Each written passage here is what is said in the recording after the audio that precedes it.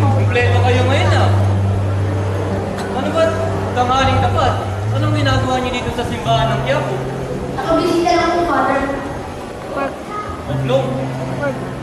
Ganda niyang bulaklak na dala-dala mo ah. Para kanino yan? Siguro may nililigawan na ito, no? Ako ulit! Hindi ka? Hindi talaga ng tilo, no? Para po sa kabasa po namin ako na Father Nero. Kabasa? Sure ka? Kabasa? Opo, Father Nero. Maganda yan. Mabuti. Habang kayo ay nasa Bulanginan, sumasama kayo sa mga pabasa niya.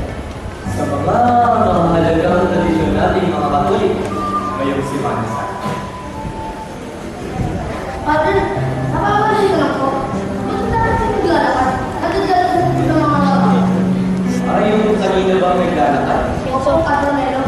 Yung ginagawa nito ay yung tinatawag natin na pagbibisita ng Diyos. Paano po mga pagbibisita yung Iglesia, Father Nero? Magandang tanong. Kung interesado ka, Basya, makinig muna. Yung pagbibisita ng Iglesia ay isang mahalagang tradisyon natin mga Katolik. Ngayong si Masa. Ngayong matahal.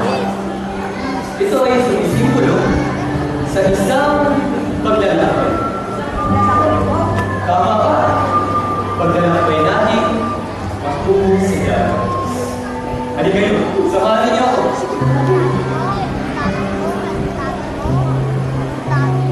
Alam niyo, no? Mga kabataan, yung pagbibisita ng Iglesia na ginagawa natin ay hindi lamang patungkol sa paglalakad. Hindi lamang ito patungkol sa pagbisita sa iba't ibang mga simbahan. Dahil yung pagbibisita ng Iglesia ay isang pakikisa natin kay Jesus sa kanyang pagpapakasal, sa kanyang pagpapakanina, sa kanyang pagkamatay, at sa kanyang pagpapakanina. Pero, no, mga kabataan, may isang bagay na gusto akong pinapakasa. Yung pagbibisita ng Iglesia natin ay sumisimbolo sa isa pang muling paglalakbay.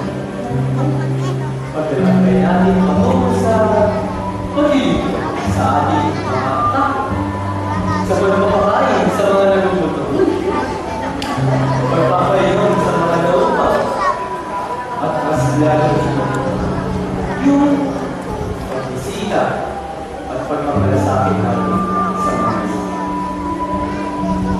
Yung mga kabataan, yan yung mas malalim na kahulugan ng ating responsibility. Ganun po pala yung Father Nero. Kaya po, mas naiintindihan po namin. Mabuti yan.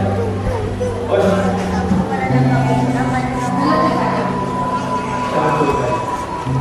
di bale, sa mga susunod